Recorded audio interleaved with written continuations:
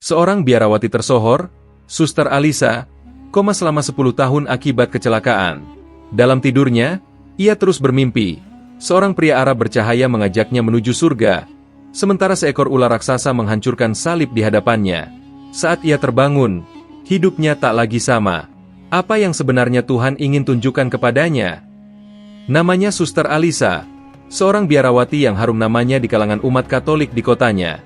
Di usianya yang baru menginjak 40 tahun, ia sudah dikenal sebagai sosok penuh dedikasi, tegas, namun berhati lembut.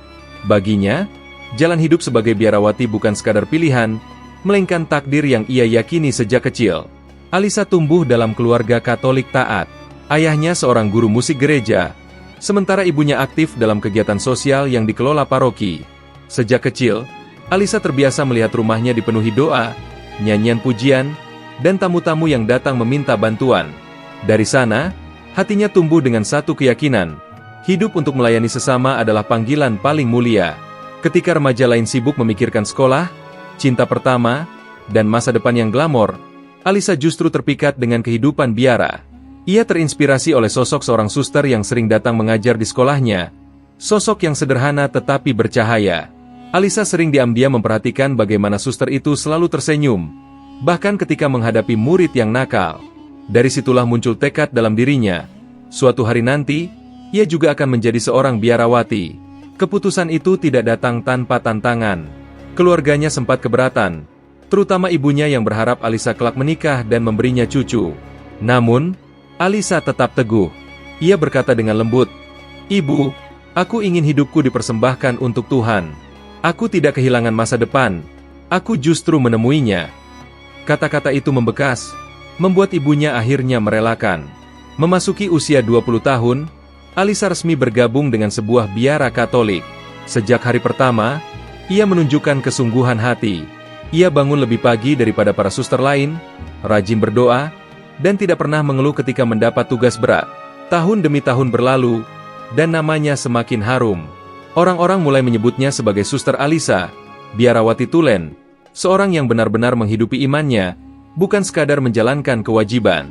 Dalam kesehariannya, Suster Alisa memiliki banyak peran. Ia dipercaya memimpin misa kecil di kapel biara, membimbing doa rosario bersama umat, hingga memberikan khotbah sederhana yang selalu menggetarkan hati. Kata-katanya lembut, namun penuh makna. Banyak jemaat yang pulang dengan air mata setelah mendengar renungannya. Tidak hanya itu, Suster Alisa juga dikenal dekat dengan kaum lansia. Hampir setiap minggu ia menyempatkan diri mengunjungi panti jompo, duduk bersama mereka, mendengarkan cerita masa lalu, bahkan menyuapi yang sudah tak mampu makan sendiri. Ia percaya bahwa orang-orang tua adalah harta berharga yang harus dirawat dengan penuh kasih. Di luar biara, anak-anak kecil juga sangat menyayanginya. Ia kerap mengajar di sekolah minggu, membacakan kisah-kisah Alkitab dengan penuh ekspresi, seakan membawa anak-anak itu masuk ke dalam cerita. Kadang ia mengajarkan lagu-lagu rohani, mengiringinya dengan gitar tua peninggalan ayahnya. Gelak tawa anak-anak adalah hadiah terindah baginya. Suster Alisa hidup sederhana. Di balik jubah putih dan salib kayu yang selalu ia kenakan, ia tidak memiliki apapun yang bersifat duniawi. Tidak ada perhiasan emas, tidak ada harta berlimpah, tidak ada ambisi duniawi. Namun, justru kesederhanaan itulah yang membuatnya disegani. Orang-orang melihatnya sebagai teladan hidup, sosok yang menghidupi nilai kasih dengan nyata. Ketekunannya membuat banyak orang menjadikannya rujukan. Jemaat sering datang menemuinya untuk meminta nasihat, baik tentang keluarga, pekerjaan, maupun persoalan batin. Suster Alisa selalu sabar mendengarkan, lalu menjawab dengan kalimat yang menyejukkan. Ia tidak pernah menghakimi, melainkan selalu berusaha menguatkan. Di mata sesama biarawati, Suster Alisa adalah inspirasi. Mereka melihatnya sebagai gambaran ideal seorang hamba Tuhan, rendah hati, disiplin, dan penuh cinta. Bahkan pimpinan biara beberapa kali menyebutkan bahwa Suster Alisa berpotensi menjadi pemimpin biara di masa depan. Namun, bagi Alisa sendiri, jabatan bukan tujuan. "Selama aku bisa melayani, aku sudah cukup bahagia," katanya setiap kali pujian itu muncul. Hari-harinya berjalan seperti sebuah liturgi panjang, doa, pelayanan, dan kasih. Dari pagi hingga malam, ia tidak pernah berhenti memberi.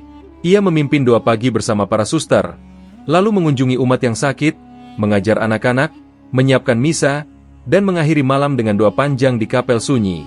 Namun, di balik ketenangan itu, ada sesuatu yang tidak disadari oleh siapapun. Takdir hidup seringkali penuh kejutan. Suster Alisa, yang tampak begitu teguh dan sempurna dalam jalannya, ternyata tengah dipersiapkan untuk sebuah ujian besar. Ujian yang akan mengguncang imannya, menggoyahkan identitasnya, dan mengubah jalan hidupnya selamanya. Hari itu, langit tampak cerah ketika Suster Alisa bersama dua suster muda lain bersiap untuk melakukan perjalanan misi sosial. Mereka hendak mengunjungi sebuah desa di pinggiran kota yang baru saja dilanda banjir. Warga desa itu kehilangan banyak hal, rumah, harta benda, bahkan beberapa di antara mereka kehilangan anggota keluarga. Bagi Suster Alisa, ini adalah panggilan jiwa, menjadi penghibur bagi mereka yang berduka, membawa kabar sukacita di tengah kesedihan. Mobil tua yang mereka gunakan penuh dengan kotak-kotak bantuan, pakaian, makanan, obat-obatan, serta kitab doa untuk dibagikan. Suster Alisa duduk di kursi depan samping sopir, mengenakan sabuk pengaman dengan wajah yang berseri-seri. Sepanjang perjalanan, ia sempat memimpin doa singkat, mengucapkan terima kasih kepada Tuhan karena memberi mereka kesempatan untuk melayani. Namun, tak seorang pun menyangka bahwa hari itu akan menjadi titik balik yang kelam dalam hidupnya. Ketika mobil mereka melaju di jalan berliku yang menurun, rem tiba-tiba tak berfungsi. Sopir panik, tangannya gemetar menggenggam setir. Mobil berguncang hebat, dan kotak-kotak bantuan berjatuhan. Suster Alisa sempat berteriak, "Tuhan, lindungilah kami!" Sebelum mobil itu meluncur cepat menabrak pembatas jalan, terguling, lalu berhenti dalam keadaan ringsek di pinggir jurang. Hening. Suasana berubah mencekam. Debu dan bau bensin menyeruak ke udara. Dua suster muda yang duduk di belakang hanya mengalami luka ringan dan segera ditolong oleh warga sekitar yang berlari mendengar suara benturan. Namun, Suster Alisa terjepit di kursi depan. Tubuhnya penuh darah, wajahnya pucat, dan matanya terpejam rapat. Ambulans datang tak lama kemudian. Dengan segala upaya, tim penyelamat mengevakuasinya dari dalam mobil yang ringsek. Detak jantungnya masih ada, meski sangat lemah. Dalam perjalanan ke rumah sakit, para medis berulang kali harus melakukan tindakan darurat agar ia tetap bernapas. Sesampainya di rumah sakit, suasana berubah menjadi panik. Dokter-dokter bergegas ke ruang gawat darurat, melakukan operasi darurat untuk menghentikan pendarahan di kepala dan dada. Beberapa jam berlalu dengan ketegangan yang luar biasa.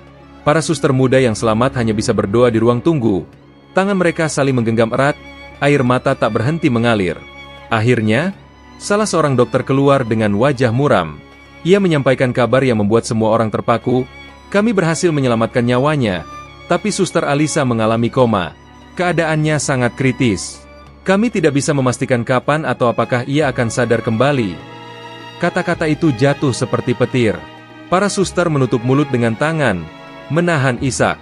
Mereka segera menghubungi pimpinan biara, yang kemudian menyampaikan kabar itu ke seluruh komunitas gereja. Dalam hitungan jam, kabar tentang kecelakaan Suster Alisa menyebar luas. Di biara, lonceng berdentang panjang.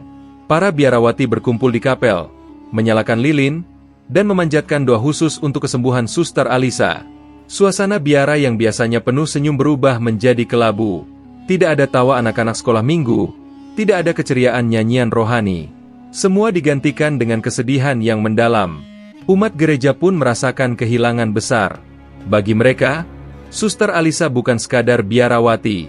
Ia adalah sahabat, ibu, guru, sekaligus teladan hidup. Orang-orang berbondong-bondong datang ke rumah sakit, menitipkan doa dan bunga. Koridor rumah sakit penuh dengan wajah-wajah murung yang menanti kabar terbaru. Hari berganti minggu.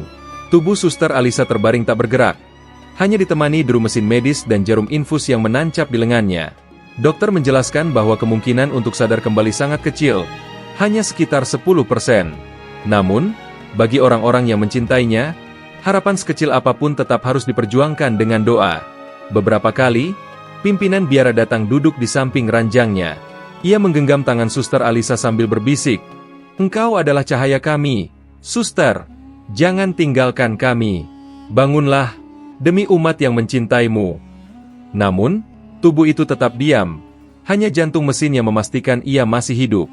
Hari-hari panjang itu menjadi ujian iman bagi semua orang. Para suster belajar menerima kenyataan bahwa sosok yang mereka kagumi kini terbaring tak berdaya. Jemaat belajar bahwa hidup manusia begitu rapuh, dan kematian bisa datang kapan saja. Di balik semua duka itu, ada misteri besar yang sedang terjadi. Suster Alisa mungkin tampak tidak bergerak di dunia nyata, tetapi di kedalaman kesadarannya yang paling sunyi, sesuatu mulai berlangsung. Dunia mimpi yang penuh simbol dan rahasia menanti, sebuah perjalanan panjang yang akan mengguncang keyakinan yang ia pegang selama ini. Kecelakaan itu bukan sekadar tragedi. Ia adalah pintu menuju takdir baru yang tak seorang pun bisa bayangkan. Kegelapan panjang menyelimuti kesadaran Suster Alisa. Tidak ada cahaya, tidak ada suara, hanya keheningan yang begitu pekat, seolah ia terkurung dalam ruang tanpa waktu. Di luar, tubuhnya terbaring lemah di ranjang rumah sakit, dikelilingi mesin medis yang menopang hidupnya.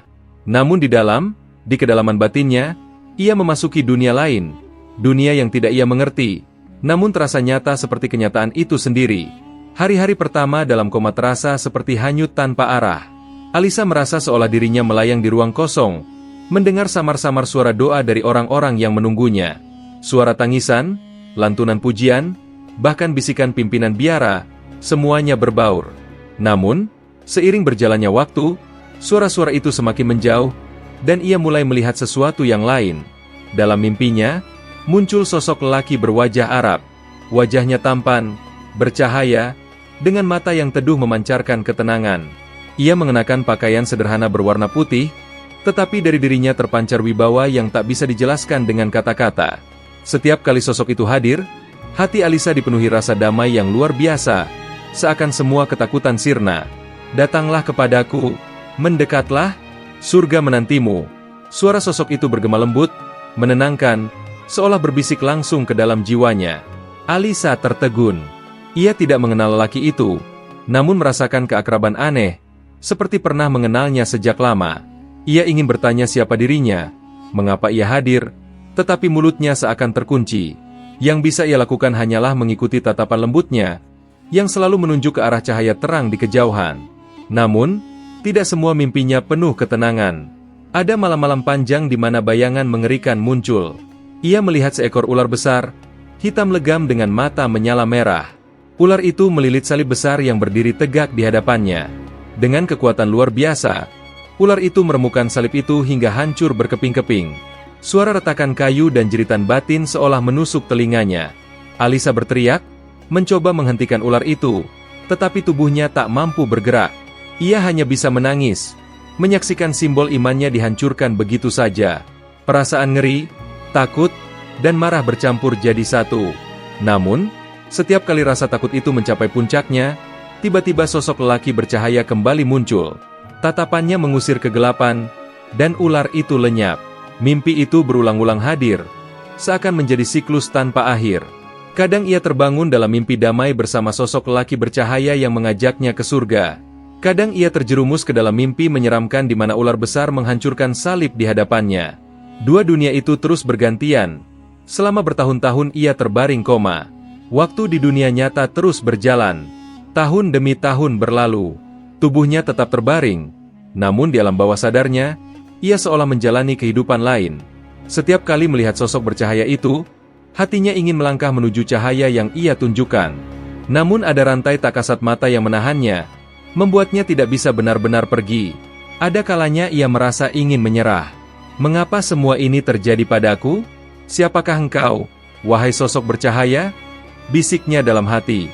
Namun, lelaki itu hanya tersenyum, mengulurkan tangan, dan kembali mengucapkan kalimat yang sama, surga menantimu. Di sisi lain, mimpi tentang ular membuatnya bertanya-tanya lebih dalam. Mengapa salib, simbol yang selama ini ia jaga dan imani, hancur begitu mudah? Mengapa ular itu tampak begitu berkuasa? Dan mengapa hanya sosok lelaki bercahaya itu yang mampu mengusirnya? Semakin lama, mimpi-mimpi itu meninggalkan bekas di hati Alisa. Ia tidak lagi hanya ketakutan, tetapi mulai bertanya-tanya, apakah semua ini hanya bunga tidur? Atau ada pesan besar yang hendak disampaikan? 10 tahun dalam koma mungkin terasa singkat bagi orang di luar, hanya sekadar hitungan kalender yang berganti. Namun, bagi Alisa, 10 tahun itu adalah perjalanan panjang di alam batin yang penuh misteri. Ia menyaksikan cahaya dan kegelapan, janji dan ancaman, kedamaian dan ketakutan. Dan di lubuk hatinya yang paling dalam, ia mulai merasakan bahwa hidupnya tidak akan lagi sama jika suatu hari ia terbangun. Ada sesuatu yang sedang dipersiapkan untuknya, sebuah perubahan besar, yang akan mengguncang seluruh dasar keyakinannya. Dunia dalam koma bukanlah ruang hampa. Itu adalah gerbang menuju takdir baru. Dan Suster Alisa, meski tak menyadarinya sepenuhnya, sedang dipanggil untuk memasuki jalan yang tak pernah ia bayangkan sebelumnya. Hari-hari dalam koma terus berlanjut tanpa henti. Bagi dunia nyata, tubuh Suster Alisa sekadar terbaring lemah dengan mata tertutup, hanya diselimuti deru mesin medis yang menjaga kehidupan. Namun, di dalam alam bawah sadarnya, waktu seakan berjalan dengan cara yang berbeda. Ada ritme lain yang ia jalani, ritme yang berputar antara cahaya dan kegelapan, damai dan teror, janji dan ancaman. Mimpi itu tidak pernah berhenti. Hampir setiap kali kesadarannya larut, ia menemukan dirinya kembali di ruang yang sama, sebuah hamparan luas yang tidak ia kenal, dengan cahaya keemasan di satu sisi dan kegelapan pekat di sisi lain. Dari arah cahaya itu, selalu muncul sosok lelaki berwajah Arab, begitu tampan, penuh wibawa, dan bercahaya. Setiap kali ia hadir, hati Alisa dipenuhi ketenangan yang sulit dijelaskan. Seolah seluruh rasa sakit, rasa takut, bahkan rasa putus asa hilang begitu saja ketika ia menatap matanya. Ada kelembutan yang tidak pernah ia temui pada manusia lain. Senyum lelaki itu tidak hanya menghibur, tetapi juga menenteramkan jiwanya. Tatapan matanya seakan berbicara, "Engkau tidak sendirian." Dan dengan suara lembut namun penuh kekuatan, ia selalu berkata kalimat yang sama, "Mendekatlah, surga menantimu." Setiap kali mendengar ajakan itu, Alisa merasakan dorongan kuat untuk melangkah. Ada cahaya hangat di kejauhan, memancarkan kedamaian yang seakan memanggilnya. Namun, entah mengapa, langkahnya selalu terhenti di tengah jalan. Ada sesuatu yang menahannya, sesuatu yang membuatnya tidak bisa sepenuhnya menyerahkan diri pada ajakan itu. Ia hanya bisa berdiri, menatap cahaya, sambil merasakan kerinduan yang semakin hari semakin kuat. Tetapi kedamaian itu tidak bertahan lama. Ada saat-saat ketika kegelapan menyelimuti, dan dari balik bayangan muncul sosok mengerikan. Seekor ular raksasa, hitam pekat, dengan tubuh melingkar-lingkar sebesar batang pohon. Mata ular itu merah menyala, penuh kebencian. Lidahnya yang bercabang menjulur keluar, mengeluarkan desisan yang memekakan telinga. Di hadapan ular itu, berdiri sebuah salib besar, simbol yang selama ini ia jaga, ia imani, ia dedikasikan hidupnya. Namun, dengan mudah, ular itu melilitkan tubuhnya pada salib itu, menghimpitnya, lalu meremukannya hingga patah berkeping-keping. Suara retakan itu selalu membuat hati Alisa teriris. Ia ingin menjerit, ingin menghentikan ular itu, tetapi tubuhnya lumpuh. Ia hanya bisa menyaksikan salib yang selama ini menjadi pusat imannya hancur berantakan di hadapannya. Rasa takut itu begitu nyata. Setiap kali ular itu muncul, tubuhnya gemetar, jiwanya diliputi ketakutan yang mendalam. Ia merasa seperti sedang kehilangan pegangan, seakan sesuatu yang selama ini ia pegang erat sedang diruntuhkan dengan sengaja. Air matanya mengalir dalam mimpi, meskipun tubuhnya di dunia nyata tidak bergerak. Namun, setiap kali ia hampir tenggelam dalam ketakutan, sosok lelaki bercahaya kembali muncul. Tatapan matanya yang tenang mampu mengusir kegelapan, dan ular itu lenyap begitu saja. Hati Alisa kembali dipenuhi rasa aman. Seolah ada kontras yang ingin ditunjukkan kepadanya. Ketika ular itu menghancurkan simbol yang ia percayai, hanya sosok bercahaya itu yang mampu menghadirkan ketenangan sejati. Mimpi itu terus berulang, dan berulang lagi, seakan menjadi siklus yang tidak pernah selesai. Kadang ia berada di sisi cahaya, kadang terjebak dalam kegelapan. Kadang ia ingin meraih tangan sosok bercahaya itu, kadang ia terperangkap dalam tatapan ular yang mengerikan. Semua itu terjadi bukan hanya sekali atau dua kali, tetapi selama bertahun-tahun ia terbaring dalam koma. Lambat laun, Alisa mulai menyadari sesuatu. Mimpi-mimpi itu bukan sekadar ilusi, bukan sekadar bunga tidur. Ada pesan yang ingin disampaikan, sesuatu yang lebih besar dari dirinya sendiri. Tetapi apa? Ia tidak tahu. Ia hanya merasakan bahwa hidupnya sedang dipersiapkan untuk sesuatu yang ia belum mengerti. Setiap kali ia terbangun dalam dunia mimpinya, pertanyaan yang sama terus menggema di hatinya. Siapakah engkau, wahai sosok bercahaya? Mengapa engkau selalu mengajakku ke surga? Dan apa arti semua ini? Tidak ada jawaban. Lelaki itu hanya terus tersenyum, terus memanggil, terus mengulurkan tangan. Sementara ular terus datang, terus menghancurkan, terus menebar teror. Dua kutub yang berlawanan itu terus beradu dalam mimpi panjangnya. 10 tahun bukanlah waktu singkat. Dalam dunia nyata, mungkin hanya sebuah penantian panjang bagi para suster, dokter, dan umat yang mencintainya. Tetapi bagi Alisa, 10 tahun dalam dunia koma itu adalah perjalanan batin yang luar biasa melelahkan. Ia merasakan damai dan takut, cinta dan ngeri, terang dan gelap, semua bercampur menjadi satu. Dan di balik semua itu, ia tahu, ada pesan besar yang sedang menantinya untuk ditemukan. Pesan yang kelak, ketika ia terbangun, akan mengguncang keyakinannya, menggoyahkan identitasnya, dan mengubah seluruh jalan hidupnya. 10 tahun berlalu sejak kecelakaan yang merenggut kesadaran Suster Alisa.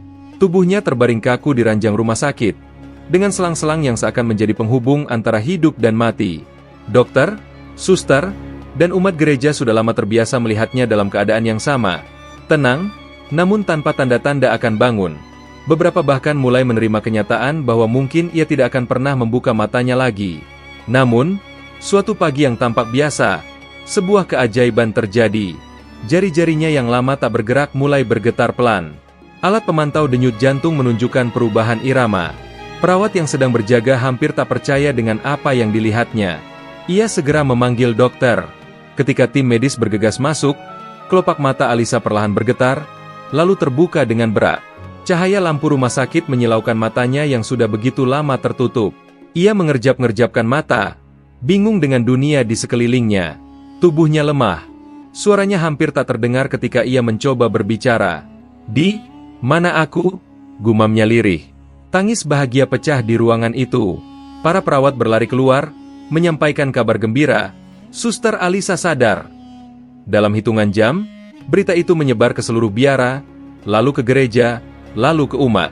Lonceng gereja kembali berdentang. Kali ini bukan sebagai tanda duka, melainkan sukacita. Umat berbondong-bondong datang, membawa bunga, doa, dan ucapan syukur. Pimpinan biara yang sudah tua menangis haru ketika melihat Alisa membuka mata. Ia menggenggam tangannya erat, berbisik, "Puji Tuhan, Engkau kembali pada kami, Alisa." Para suster lain pun bergantian memeluknya, mengucapkan doa syukur, seakan seorang yang telah lama hilang kini kembali. Namun, di balik semua kegembiraan itu, ada sesuatu yang berbeda dalam diri Suster Alisa. Matanya tidak lagi memancarkan semangat yang sama seperti dulu. Senyumnya jarang muncul. Ia lebih banyak termenung, menatap kosong ke langit-langit kamar rumah sakit. Tubuhnya memang selamat, tetapi jiwanya seperti masih tertinggal di suatu tempat yang jauh. Hari-hari pertama setelah sadar, dokter melakukan pemeriksaan menyeluruh. Kondisi fisiknya perlahan membaik meski harus melalui terapi panjang. Namun, yang lebih mengkhawatirkan adalah kondisi batinnya. Ia sering terdiam lama, bahkan ketika banyak orang menemuinya untuk mengucapkan selamat. Kadang ia menatap mereka, tetapi pikirannya seperti melayang entah kemana. "Engkau tampak tidak bahagia, Alisa," kata salah seorang suster muda yang menjaganya. Alisa hanya tersenyum tipis, lalu menjawab dengan suara lemah, "Ada banyak hal yang tidak bisa kalian mengerti."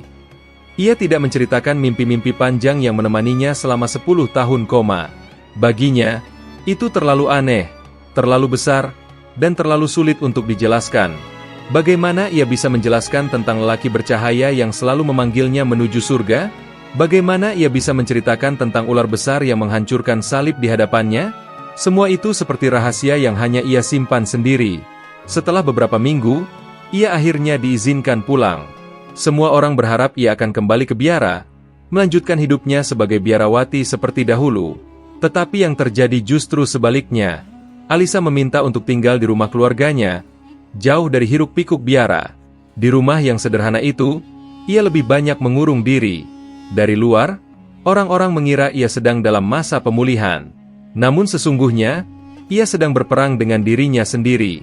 Ia duduk berjam-jam di depan jendela, menatap langit, mencoba memahami arti dari mimpi-mimpi panjang yang menghantuinya. Rutinitas doa yang dulu begitu melekat pada dirinya kini terasa asing. Rosario yang biasanya selalu ia genggam kini sering dibiarkan tergeletak di meja. Ia enggan memimpin misa, enggan menghadiri kebaktian, bahkan enggan kembali mengenakan jubah biarawati. Ada jarak yang mulai terbentuk antara dirinya dengan kehidupan lama yang selama ini ia jalani dengan penuh keyakinan. Apakah aku masih biarawati? Pertanyaan itu sering muncul dalam benaknya. Tubuhnya mungkin kembali, tetapi hatinya seolah sudah berjalan ke arah lain. Ada keresahan mendalam yang tidak pernah ia rasakan sebelumnya. Malam-malamnya pun tidak pernah tenang. Mimpi-mimpi itu masih datang, meski ia sudah terjaga. Sosok bercahaya itu seakan selalu menatapnya dari kejauhan, seakan terus memanggil. Sementara ular besar itu, dengan tatapan mata merahnya, masih menghantui pikirannya. Ia merasa terjebak di antara dua dunia. Dunia lamanya sebagai biarawati dan dunia baru yang entah kemana akan membawanya. 10 tahun koma telah mengubahnya. Bukan hanya secara fisik, tetapi juga secara batin. Ia tidak lagi sama seperti Suster Alisa yang dulu. Suster yang penuh semangat, teguh, dan yakin pada panggilannya. Kini ia adalah seorang perempuan yang goyah, penuh pertanyaan, dan dipenuhi keraguan. Kebahagiaan orang-orang atas kebangkitannya tidak sejalan dengan keadaan hatinya sendiri. Mereka melihat keajaiban. Ia justru merasakan kebingungan. Mereka merayakan kembalinya seorang teladan. Ia justru merasakan kehilangan arah. Dan jauh di lubuk hatinya, ia tahu satu hal. Jalan hidupnya tidak akan pernah lagi sama. Ada sesuatu yang menunggu di depan. Sesuatu yang lahir dari mimpi-mimpi panjang selama koma. Ia hanya belum tahu kemana harus melangkah. Hari-hari pertama Suster Alisa di rumah keluarganya berjalan dengan sunyi. Rumah itu sederhana, berada di pinggir kota, dikelilingi pohon mangga dan pagar kayu yang sudah tua. Dari luar, suasana terlihat damai, tetapi di dalam hati Alisa, badai sedang bergemuruh. Dalam seminggu ia berada di rumah, ia nyaris tidak menemukan kembali dirinya yang dulu. Waktu terasa begitu panjang. Pagi datang dengan cahaya matahari yang hangat, namun tak mampu mengusir kebekuan hatinya. Malam tiba dengan keheningan, tetapi tidak memberi ketenangan. Ia duduk lama di kursi dekat jendela, menatap jalanan sepi, sementara pikirannya berputar tanpa henti. Mimpi-mimpi yang ia alami selama 10 tahun koma terus menghantuinya. Sosok lelaki bercahaya dengan tatapan teduh itu, ajakannya untuk mendekat ke surga, dan ular besar yang menghancurkan salib.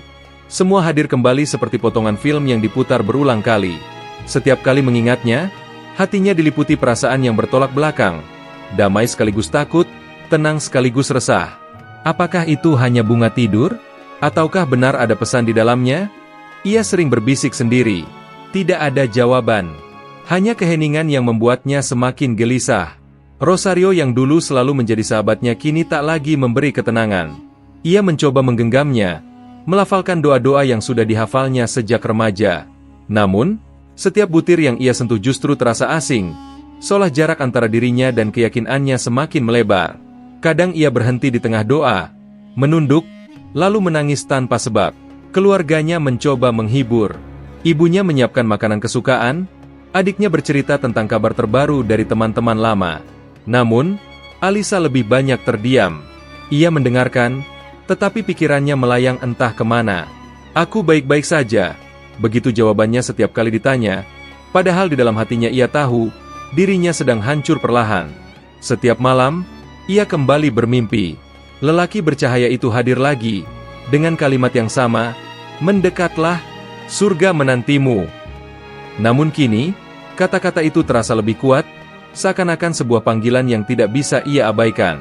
Ia terbangun dengan dada berdebar, keringat dingin membasahi pelipis, dan air mata mengalir tanpa ia sadari. Di sisi lain, ular raksasa itu pun masih muncul. Bayangan tubuh hitamnya, mata merahnya, dan kekuatannya yang menghancurkan salib terus menghantui. Setiap kali ular itu datang, Alisa merasakan ketakutan yang lebih dalam daripada apapun yang pernah ia alami. Seolah ada sesuatu dalam dirinya yang dipaksa runtuh, dihancurkan, lalu ditinggalkan tanpa pegangan. Pertentangan batin itu memuncak. Siang hari ia mencoba meyakinkan dirinya bahwa ia masih biarawati, bahwa hidupnya adalah untuk gereja, bahwa semua yang ia alami hanyalah mimpi tak bermakna. Tetapi malam hari, ketika sepi datang, ia tidak bisa membohongi dirinya sendiri. Hatinya gelisah, pikirannya kacau, dan jiwanya merasa sedang dipanggil ke arah yang berbeda. Ada dorongan kuat dalam dirinya untuk mencari jawaban di luar apa yang pernah diajarkan kepadanya. Ia tidak lagi puas dengan jawaban-jawaban sederhana yang biasa ia dengar di biara. Ada sesuatu yang lebih besar, lebih dalam, dan lebih nyata yang harus ia temukan. Namun, ia tidak tahu harus mulai dari mana. Kadang ia berjalan ke kapel kecil di dekat rumah. Ia duduk di bangku kayu, menatap salib di altar. Biasanya, tempat itu adalah sumber kekuatan baginya. Namun kini, Ia merasa asing. Tatapannya kosong. Dan di dalam hatinya muncul pertanyaan yang ia sendiri takut untuk ucapkan. Apakah ini masih jalanku? Semakin hari, perasaan itu semakin kuat. Ia merasa seperti seseorang yang berdiri di persimpangan, tetapi tidak tahu jalan mana yang harus dipilih. Di satu sisi, ada kehidupan lamanya, biara, doa, misa, dan pengabdian. Di sisi lain, ada sebuah misteri yang memanggilnya, sebuah cahaya yang ia lihat dalam mimpinya, sebuah kebenaran yang belum ia pahami. Pertentangan batin itu membuatnya semakin murung. Orang-orang di sekitarnya hanya melihatnya sebagai seorang yang lelah setelah koma panjang. Mereka tidak tahu bahwa di dalam dirinya sedang terjadi pergulatan besar. Pergulatan iman, identitas, dan arah hidup. Malam ketujuh, ketika ia tidak bisa tidur, Alisa menatap langit dari jendela kamarnya. Bulan bersinar terang, bintang bertaburan. Ia menarik napas panjang, lalu berbisik lirih. Tuhan, apa yang kau inginkan dariku? Mengapa engkau tunjukkan semua mimpi itu? Apa arti semuanya? Air mata mengalir lagi. Hatinya terasa semakin berat. Tetapi di balik rasa sesak itu, muncul sebuah tekad kecil. Ia harus menemukan jawaban. Ia tidak bisa terus hidup dalam kebingungan. Ia harus mencari, meski itu berarti melangkah keluar dari semua yang pernah ia kenal. Malam itu, Suster Alisa tahu, hidupnya tidak akan pernah sama lagi. Pagi itu, Suster Alisa duduk di meja makan dengan secangkir teh yang sudah dingin. Ia hanya menatap cangkir itu tanpa benar-benar berniat meminumnya. Pikirannya melayang jauh, kembali pada mimpi-mimpi yang tak pernah lepas dari ingatannya. Hatinya resah, tetapi resah itu tidak lagi membuatnya terpuruk. Justru, untuk pertama kalinya setelah sekian lama, ia merasa dorongan kuat untuk bergerak. Aku tidak bisa terus seperti ini, gumamnya lirih. Aku harus mencari jawaban. Sejak malam terakhir ia berdoa di bawah cahaya bulan, sebuah tekad kecil tumbuh di hatinya. Tekad itu kini berubah menjadi kebutuhan mendesak. Ia tidak lagi bisa hanya termenung, atau terus menahan pertanyaan dalam kepalanya. Ada sesuatu yang harus ia temukan, sesuatu yang mungkin akan menjelaskan arti dari mimpi-mimpinya selama 10 tahun koma. Beberapa hari kemudian, saat ia berjalan menyusuri jalan kampung menuju pasar kecil, ia mendengar beberapa orang berbincang. Mereka menyebut nama seorang ulama yang tinggal di kota sebelah, seorang ustadz bernama Lukman. Dari pembicaraan singkat itu, Alisa mendengar bahwa Ustadz Lukman dikenal bijaksana, sabar, dan sering menolong orang-orang yang datang dengan kegelisahan batin. Nama itu menggema di kepalanya sepanjang hari. Ia tidak tahu mengapa, tetapi hatinya seakan langsung tertarik. Mungkin, dia bisa membantuku, pikirnya. Meskipun hatinya masih dipenuhi keraguan, ada keyakinan halus yang menyusup, mendorongnya untuk mencari lelaki bernama Ustadz Lukman. Malam itu, Alisa kembali tidak bisa tidur. Bayangan lelaki bercahaya dalam mimpinya seakan semakin jelas, seolah sedang menunggu sesuatu darinya. Ular hitam itu pun kembali muncul, membuatnya terbangun dengan napas terengah. Ia menutup wajah dengan kedua tangan dan berkata pelan, "Aku harus pergi. Aku harus menemukan jawabannya." Keesokan paginya, ia memberanikan diri. Ia mengenakan pakaian sederhana, jauh dari jubah biarawati yang dulu menjadi identitasnya. Rambutnya dibiarkan tergerai, matanya menyimpan kegelisahan, tetapi juga tekad baru. Ia tidak memberitahu keluarganya kemana akan pergi. Ia hanya berkata singkat, "Aku ingin mencari ketenangan." Perjalanan menuju kota sebelah memakan waktu hampir 1 jam dengan bus kecil yang berderit di jalanan. Sepanjang perjalanan, Alisa duduk di dekat jendela, menatap pepohonan dan sawah yang terbentang luas. Namun pikirannya sibuk bertanya, bagaimana jika aku salah langkah? Bagaimana jika semua ini hanya ilusi? Apakah aku akan dianggap gila karena menceritakan mimpi-mimpi itu? Ketika bus berhenti di terminal, Alisa turun dengan hati yang berdebar. Ia bertanya pada beberapa orang tentang keberadaan Ustadz Lukman. Ternyata, namanya cukup dikenal. "Oh, Ustadz Lukman? Beliau tinggal di dekat masjid tua, sekitar 2 jalan dari sini," jawab seorang pedagang sambil tersenyum. Dengan langkah ragu namun mantap, Alisa menyusuri jalan yang ditunjukkan. Ia melewati ganggang kecil, mendengar suara anak-anak mengaji dari sebuah musyalah, dan aroma masakan dari rumah-rumah sederhana. Semua terasa asing, tetapi sekaligus menenangkan. Akhirnya, ia sampai di sebuah rumah kayu sederhana dengan halaman kecil yang rindang. Di depannya ada sebuah papan nama kecil, Rumah Ustadz Lukman. Jantung Alisa berdetak lebih cepat. Ia berdiri lama di depan pagar, menimbang-nimbang apakah harus masuk atau tidak. Suara lembut seorang wanita menyapanya dari dalam. "Silakan masuk, jangan ragu." Seorang ibu parubaya, mungkin istri Ustadz Lukman, tersenyum hangat padanya. Alisa menunduk sopan, lalu melangkah masuk dengan perasaan campur aduk. Beberapa menit kemudian, seorang pria berusia sekitar 50-an keluar dari ruang tamu. Janggutnya putih, wajahnya teduh, dan matanya memancarkan kelembutan yang sulit dijelaskan. Ia mengenakan baju koko sederhana, tanpa kesan mewah atau berlebihan. "Inilah Ustadz Lukman," kata sang ibu memperkenalkan. Alisa menelan ludah, mencoba menenangkan dirinya. "Assalamualaikum," katanya gugup, meski lidahnya belum terbiasa dengan sapaan itu. Ustadz Lukman tersenyum, lalu menjawab lembut, "Waalaikumsalam. Silakan duduk, anakku. Apa yang membuatmu datang ke sini?" Pertanyaan sederhana itu membuat Alisa hampir menangis. Semua keresahan yang ia pendam seakan menemukan tempat untuk keluar. Ia duduk perlahan, menggenggam tangannya sendiri, lalu berkata dengan suara bergetar, Aku datang karena aku mengalami sesuatu yang tidak bisa aku mengerti. Aku bermimpi. Selama 10 tahun aku koma. Dan mimpi itu masih terus menghantuiku." Ustadz Lukman menatapnya penuh perhatian, tanpa menghakimi, tanpa tergesa-gesa. "Tenanglah," ujarnya pelan. "Katakan perlahan. Aku akan mendengarkan."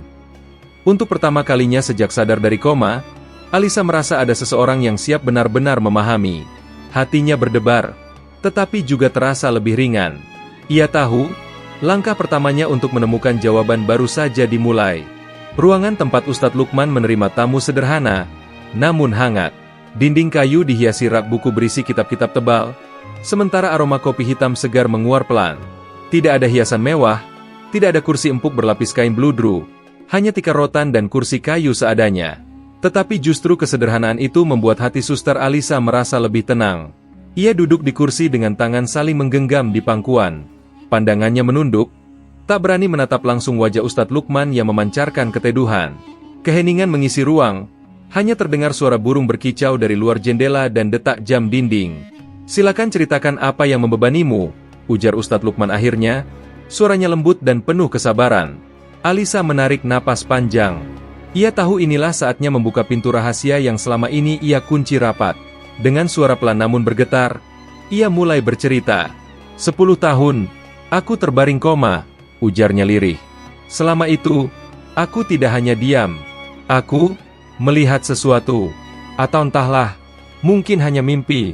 Tetapi rasanya begitu nyata, seakan aku benar-benar berada di sana." Ustadz Lukman mengangguk pelan, memberi tanda bahwa ia mendengarkan. Tatapannya tidak menekan, tidak memaksa. Itu membuat Alisa berani melanjutkan. Ada seorang lelaki, wajahnya seperti orang Arab, tampan, bercahaya, tatapannya begitu menenangkan.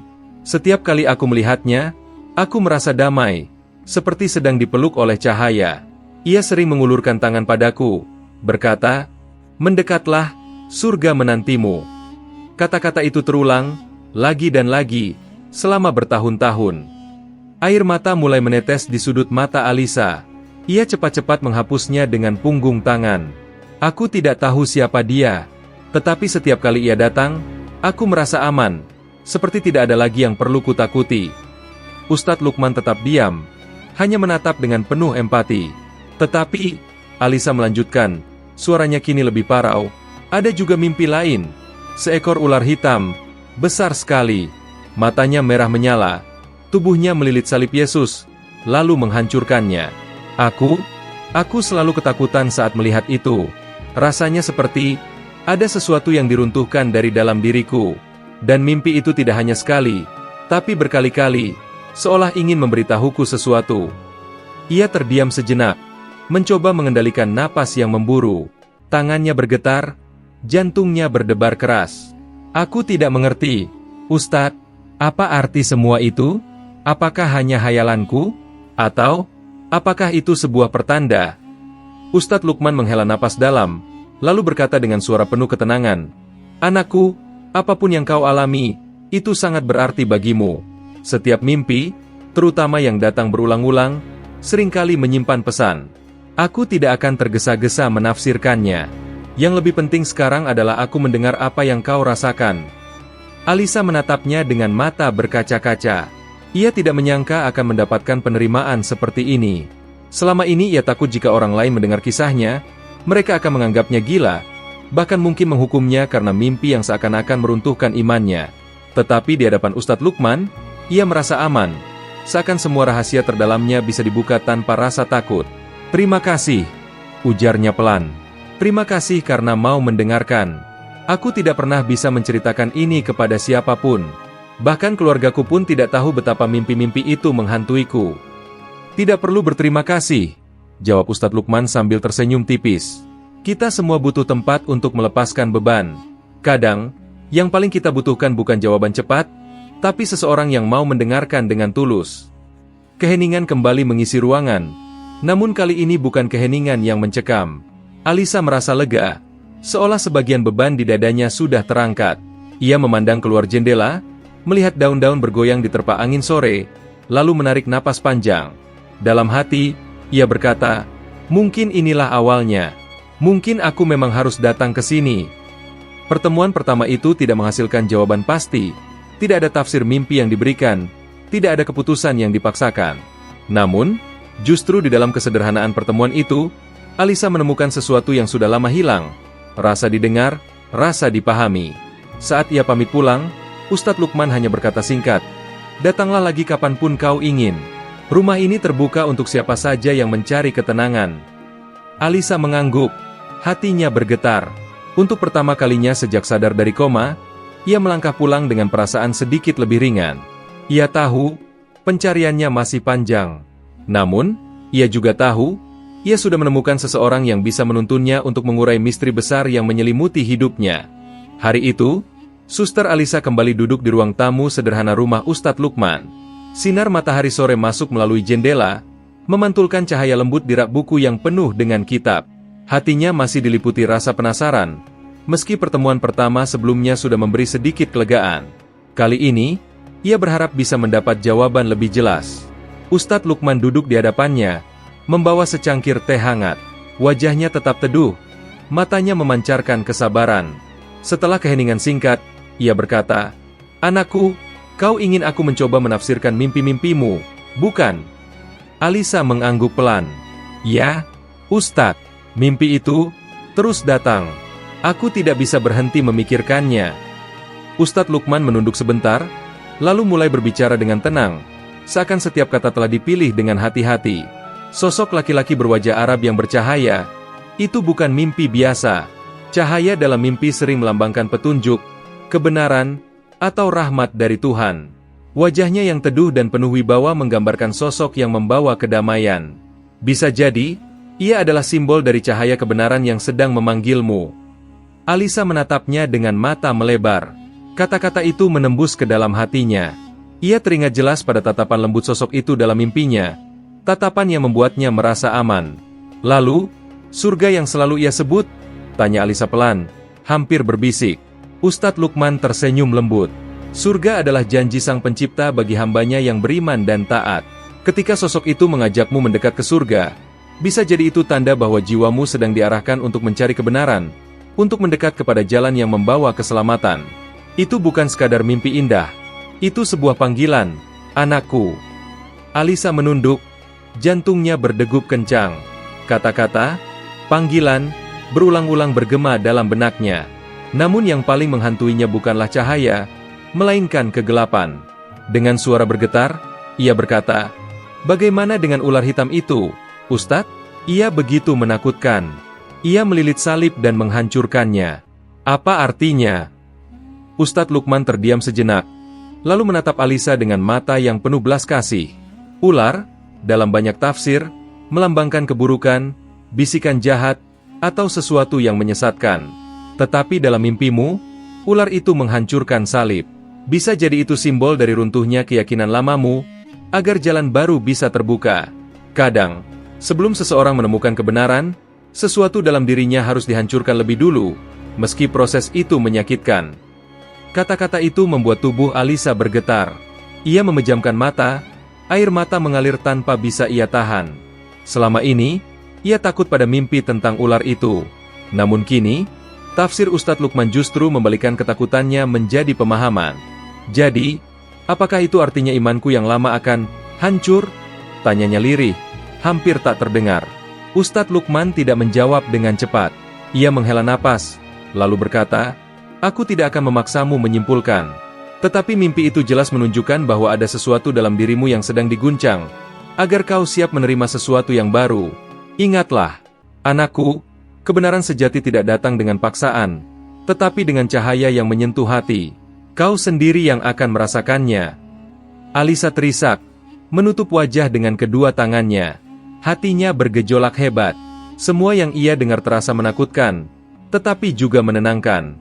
Ada rasa kehilangan, tetapi sekaligus ada rasa menemukan. Ia merasa seperti berdiri di tepi jurang, namun cahaya dari seberang memanggilnya untuk melangkah. "Ustadz, aku bingung. Selama ini, aku mengabdikan hidupku sepenuhnya. Tapi setelah mimpi-mimpi itu, aku merasa semuanya berubah. Aku tidak lagi sama. Apa yang harus kulakukan?" Ustadz Lukman menatapnya lembut, lalu berkata dengan suara tegas namun penuh kasih, "Islam tidak memaksamu untuk masuk, anakku. Kebenaran tidak pernah dipaksa. Ia hanya ditawarkan. Lalu hatimulah yang memilih apakah akan menerimanya atau tidak. Yang penting sekarang, jangan takut pada mimpi-mimpimu. Jadikan itu bahan renungan, doa, dan pencarian. Tuhan selalu menuntun orang-orang yang sungguh-sungguh mencarinya." Kata-kata itu menancap dalam-dalam. Bukan perintah, bukan ajakan yang dipaksakan. Hanya ketulusan yang membuat Alisa semakin yakin bahwa ia sedang berada di jalur pencarian yang benar. Ia mengusap air matanya, menatap Ustadz Lukman dengan penuh rasa syukur. "Terima kasih, Ustadz. Kata-katamu membuat hatiku bergetar. Aku merasa ada cahaya yang mulai menembus kegelapan dalam diriku." Ustadz Lukman hanya mengangguk pelan. "Itulah pertanda bahwa hatimu sedang terbuka. Jangan takut pada perubahan, anakku. Kadang, perjalanan panjang memang dimulai dari sebuah guncangan." Sore itu, ketika Alisa melangkah keluar dari rumah Ustadz Lukman, langkahnya terasa berbeda. Hatinya masih gelisah, tetapi gelisah itu kini bercampur dengan harapan. Ia tahu, jalan di depannya mungkin tidak mudah. Namun, ia juga tahu, ia telah menemukan cahaya yang akan menuntunnya menuju kebenaran. Senja mulai turun, langit memerah keemasan ketika Suster Alisa kembali duduk di ruang tamu rumah Ustadz Lukman. Angin sore berhembus lembut, menggoyangkan tirai tipis yang menutupi jendela. Di hadapannya, Ustadz Lukman menatapnya dengan senyum tenang, seakan memahami betapa berat beban yang masih menggelayuti hatinya. "Anakku," ujar Ustadz Lukman dengan suara lembut, "ingatlah satu hal, Islam tidak memaksamu untuk masuk. Kebenaran hanya datang bila hati ikhlas menerima. Tak seorang pun berhak menuntutmu berubah, kecuali bila hatimu sendiri merindukan cahaya itu." Kata-kata itu sederhana, namun seperti panah yang menembus langsung ke jantung Alisa. Ia terdiam, menunduk, sementara air matanya perlahan jatuh ke pangkuannya. Betapa berbeda rasanya mendengar kalimat itu. Tidak ada tekanan, tidak ada paksaan, hanya kebebasan, hanya kelembutan. Selama ini, Alisa terbiasa dengan kehidupan yang penuh aturan. Di biara, setiap langkahnya diatur. Kapan ia harus berdoa, kapan ia harus bekerja, bahkan kapan ia harus berbicara. Semua dilakukan dengan rasa tunduk, tetapi seringkali tanpa ruang bagi hatinya untuk bertanya. Kini, di hadapan seorang ulama sederhana, ia merasakan sesuatu yang baru, ruang bagi hatinya untuk memilih dengan ikhlas. Ia mengangkat kepalanya perlahan, menatap Ustadz Lukman dengan mata yang masih basah. "Mengapa kalimat itu begitu menenangkan? Selama ini aku merasa terbebani oleh mimpi-mimpiku. Aku takut salah jalan. Aku takut kehilangan identitasku. Tetapi saat kau berkata begitu, aku merasa seolah semua beban itu runtuh." Ustadz Lukman tersenyum hangat. "Karena, anakku, kebenaran tidak pernah menjerat. Ia membebaskan. Jika sesuatu membuatmu merasa terpaksa, itu bukan cahaya. Cahaya selalu datang dengan kelembutan, menyentuh hatimu tanpa kau sadari, hingga akhirnya kau sendiri yang ingin mengikutinya." Alisa menunduk lagi, kali ini dengan senyum tipis di tengah isaknya. Ia teringat kembali pada sosok bercahaya dalam mimpinya. Tatapannya begitu teduh, uluran tangannya begitu lembut, dan ajakannya selalu terdengar penuh kasih. "Mendekatlah, surga menantimu." Kata-kata itu kini seolah menyatu dengan nasihat Ustadz Lukman. Apakah mungkin? Alisa berbisik. Lelaki bercahaya itu adalah tanda bahwa hatiku memang sedang dipanggil. Segalanya mungkin, jawab Ustadz Lukman dengan tenang. Tuhan berkomunikasi dengan hambanya dengan cara yang beragam. Kadang melalui doa, kadang melalui peristiwa, kadang melalui mimpi. Yang penting bukan bagaimana pesan itu datang, melainkan bagaimana kau meresponnya. Kau sudah merasakan cahaya itu dalam mimpimu, dan kini hatimu mulai merasakan ketenangan ketika mendengar tentang kebenaran. Itulah tanda bahwa pintu hatimu sedang dibuka. Hening kembali mengisi ruangan. Hanya suara burung-burung yang kembali ke sarang terdengar samar dari luar. Alisa menutup matanya sejenak, mencoba meresapi kata-kata itu. Ia merasakan sesuatu yang belum pernah ia rasakan sebelumnya. Kedamaian yang tidak bergantung pada ritual, tidak bergantung pada aturan, tetapi lahir murni dari dalam hati. Ketika ia membuka mata kembali, senja sudah berganti malam. Lampu kecil di ruang tamu dinyalakan, menciptakan cahaya kekuningan yang hangat. Alisa menarik napas dalam-dalam, lalu berkata dengan suara lebih mantap, Ustadz, aku rasa, aku telah menemukan jawaban dari kegelisahan panjangku. Semua pertanyaan yang menghantuiku selama ini, perlahan mulai menemukan makna. Alhamdulillah, ujar Ustadz Lukman, matanya berbinar lembut. Itu artinya Tuhan telah menenangkan hatimu. Ingatlah, anakku, hidayah adalah anugerah. Ia tidak bisa dicari dengan paksa, tidak bisa diperoleh hanya dengan logika. Ia datang ketika hatimu siap untuk menerimanya. Alisa terdiam lama, membiarkan kata-kata itu bergaung dalam batinnya. Ia merasa seolah sebuah pintu yang selama ini tertutup rapat akhirnya terbuka. Dari celah pintu itu, cahaya masuk, menerangi ruang-ruang gelap dalam dirinya. Malam itu, ketika ia melangkah keluar dari rumah Ustadz Lukman, angin malam menyapa wajahnya dengan lembut. Langit penuh bintang, seolah ikut menjadi saksi perubahan yang sedang terjadi dalam dirinya. Ia menatap langit, tersenyum kecil, lalu berbisik, Tuhan, jika ini benar jalan MU, maka bimbinglah aku. Untuk pertama kalinya setelah bertahun-tahun, hatinya terasa ringan. Tidak ada lagi ketakutan berlebihan pada mimpi, tidak ada lagi kebingungan yang mencekik. Yang tersisa hanyalah rasa syukur dan keinginan untuk terus berjalan menuju cahaya. Alisa tahu, perjalanannya belum selesai. Masih banyak hal yang harus ia pelajari, masih banyak keraguan yang mungkin akan datang. Tetapi malam itu ia yakin satu hal, hidayah telah menyapanya, dan ia siap melangkah ke arah yang baru. Pagi itu udara begitu sejuk, matahari baru saja terbit, sinarnya lembut menembus jendela rumah sederhana Ustadz Lukman. Di ruang tamu yang hangat dan bersahaja itu, Suster Alisa duduk dengan wajah penuh ketenangan sekaligus kegugupan. Ia mengenakan pakaian sederhana, berbeda jauh dari seragam biarawati yang selama ini melekat pada dirinya. Seolah-olah ia sudah menanggalkan beban masa lalu, meski hatinya masih bergetar hebat. Ustadz, suara Alisa bergetar, aku sudah banyak merenung sejak pertemuan kita kemarin. Aku berdoa, aku memohon petunjuk, dan semakin aku berdoa, semakin jelas rasanya bahwa hatiku condong pada jalan ini. Tapi, aku masih takut. Aku takut apakah aku sanggup menjalani hidup yang baru. Ustadz Lukman menatapnya penuh kasih. Ketakutanmu itu wajar, anakku. Justru itu tanda bahwa hatimu sungguh-sungguh serius. Ingatlah, pintu menuju Tuhan tidak pernah tertutup. Dia menerima siapapun yang datang kepadanya, dengan segala kelemahan dan ketidaksempurnaan. Air mata mulai membasahi pipi Alisa. Ia terisak pelan. Aku hanya ingin dekat dengannya. Aku ingin tenang. Aku ingin mengenal dia yang benar-benar aku rasakan dalam mimpi itu. Aku ingin mengikuti cahaya itu. Ustadz, maukah engkau menuntunku? Suasana seketika hening. Kata-kata itu seolah menggema di dalam ruangan kecil itu. Dengan suara lirih namun penuh keyakinan, Alisa menambahkan, tolong tuntun aku, mengucapkan syahadat. Ustadz Lukman menunduk, menahan haru. Ia mengusap matanya yang basah, lalu mengangguk.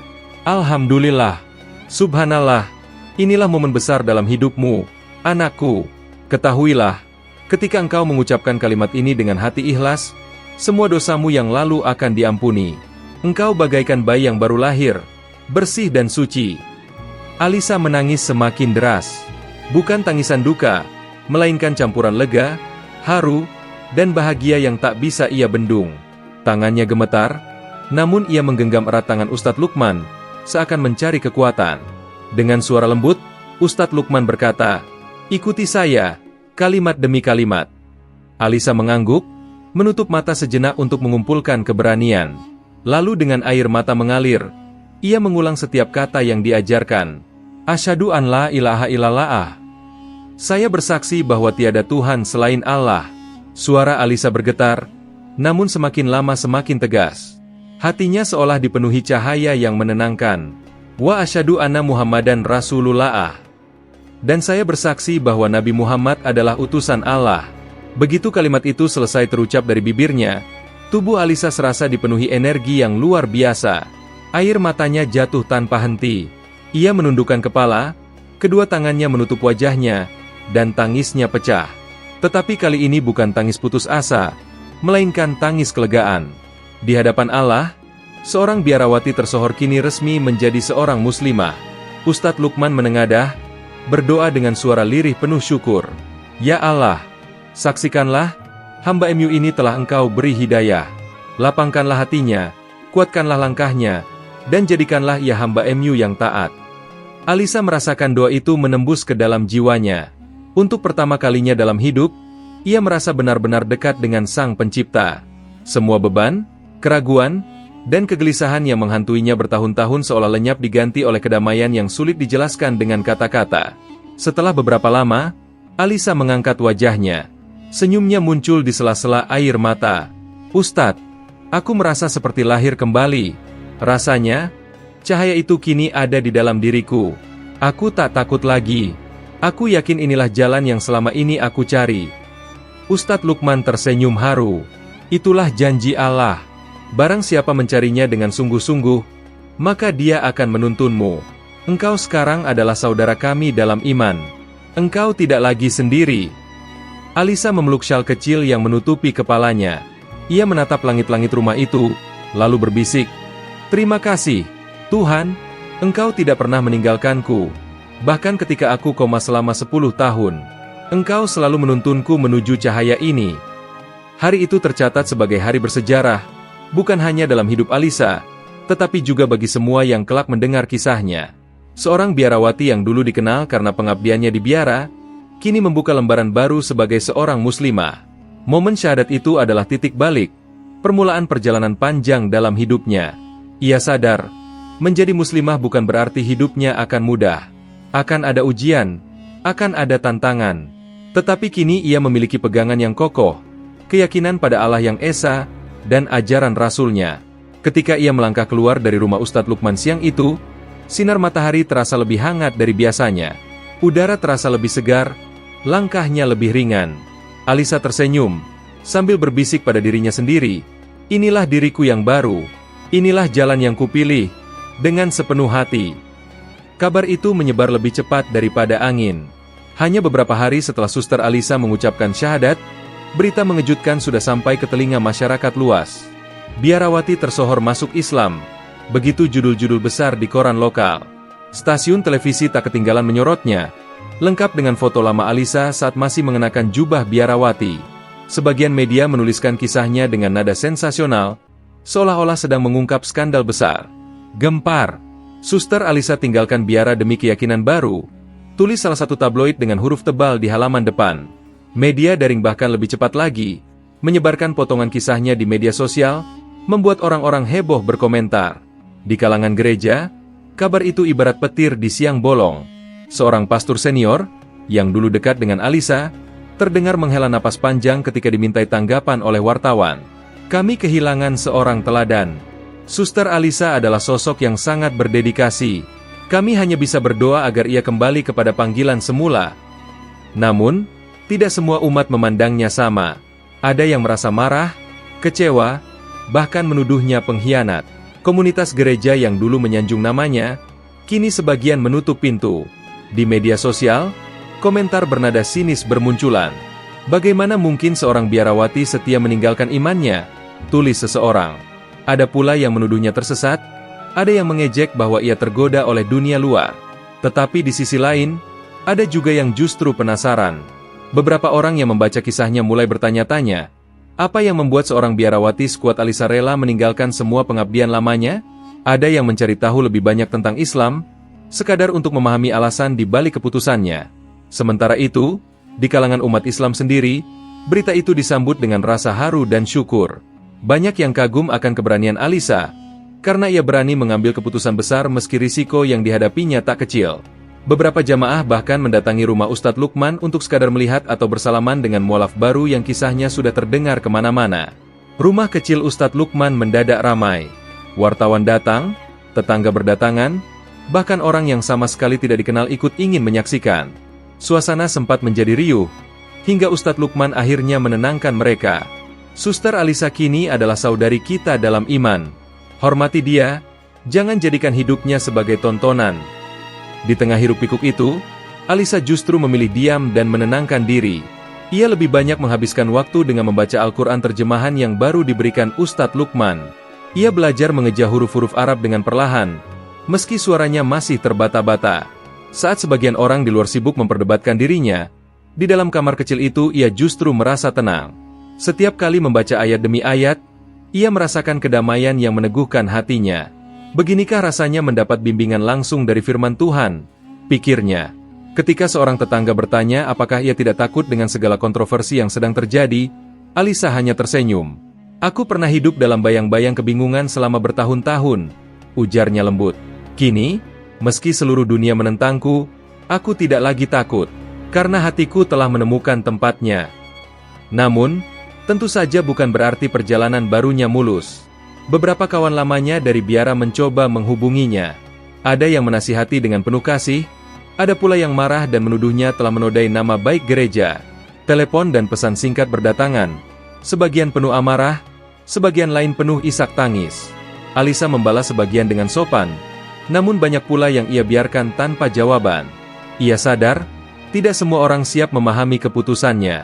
Yang bisa ia lakukan hanyalah mendoakan mereka agar suatu hari diberi kedamaian yang sama. Di malam hari, ketika suasana kembali sepi, Alisa menatap langit dari jendela rumah. Ia teringat masa-masa di biara, ketika ia berdiri di depan altar, memimpin doa, dan semua mata tertuju padanya. Kini, semuanya berbeda. Tidak ada altar, tidak ada jubah putih, tidak ada pujian dari jemaat. Tetapi di balik kesunyian ini, ia merasakan sesuatu yang lebih besar, hubungan langsung dengan Sang Pencipta. Aku tidak menyesal, bisiknya lirih. Biar seluruh dunia gempar, biar semua orang memperdebatkanku, hatiku telah mantap, dan hanya Engkau, Tuhan, yang menjadi saksi keteguhanku. Kegemparan yang melanda masyarakat ternyata justru memperkuat keyakinannya. Ia sadar, keputusannya bukan sekadar tentang dirinya sendiri, melainkan juga sebuah pesan bahwa hidayah bisa datang kepada siapa saja, kapan saja, bahkan kepada seorang biarawati yang tidur dalam koma selama 10 tahun. Hari itu, meski dunia di luar gaduh, hati Suster Alisa tenang bagaikan samudra. Ia tahu, perjalanan barunya baru saja dimulai. Hari itu, langit pagi tampak jernih.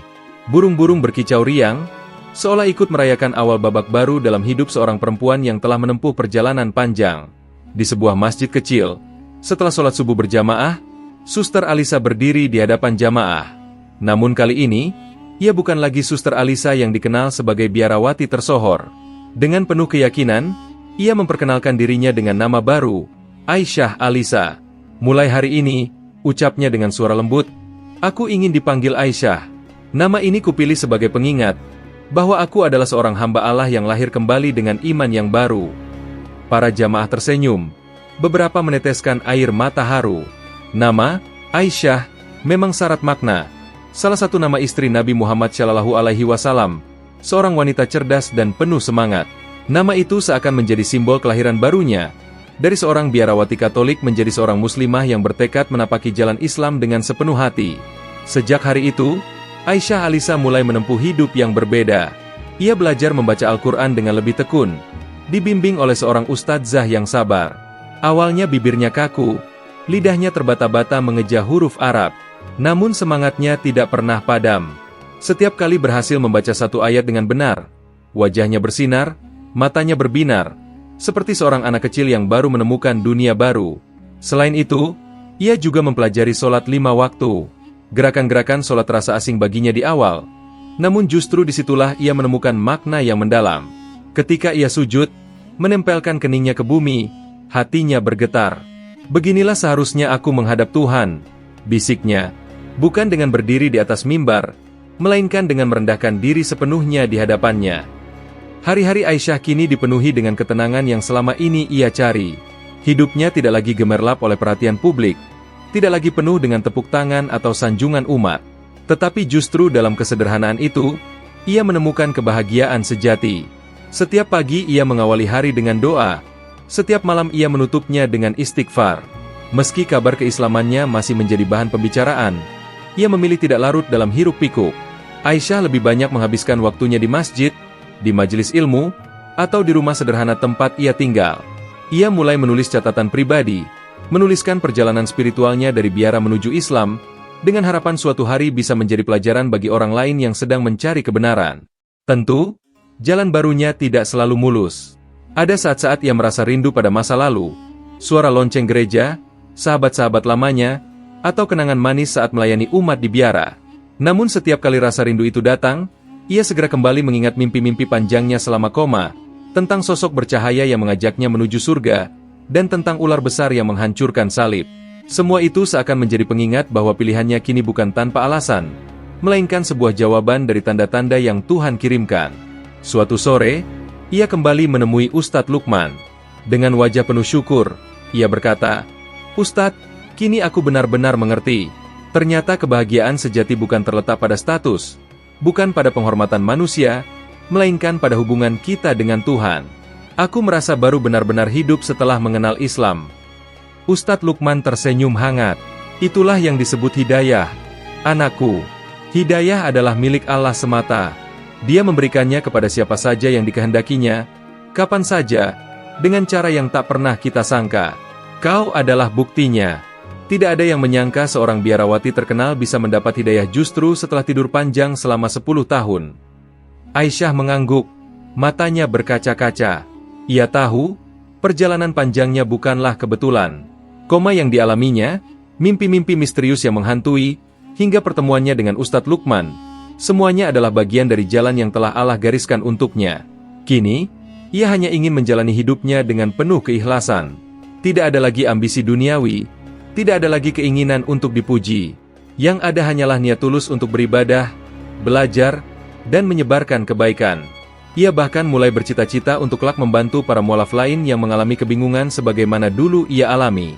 Malam itu, ketika ia duduk sendiri di teras rumah, menatap langit yang bertabur bintang, Aisyah tersenyum. Angin malam berhembus lembut, dan di hatinya terdengar suara syukur yang dalam. "Ya Allah, Engkau telah memilihku, padahal aku merasa tak layak. Engkau telah menuntunku, padahal aku sempat tersesat. Engkau telah memberi cahaya, padahal aku lama berada dalam gelap. Terimalah hamba MU ini, ya Allah, sebagai bagian dari umat MU." Dengan doa itu, perjalanan panjang Suster Alisa yang kini telah menjadi Aisyah Alisa menemukan akhir sekaligus awal yang baru. Dari seorang biarawati terkenal, menjadi seorang muslimah yang rendah hati. Dari seorang yang hidup dalam aturan kaku, menjadi seorang hamba yang merasakan kebebasan sejati dalam ibadah. Kisahnya menjadi saksi bahwa hidayah adalah hak mutlak Allah. Ia bisa datang kapan saja, kepada siapa saja, bahkan dengan cara yang tidak pernah kita bayangkan. Dan begitulah, hidup baru Aisyah Alisa dimulai. Hidup yang penuh dengan ketenangan, cahaya, dan cinta kepada Sang Pencipta.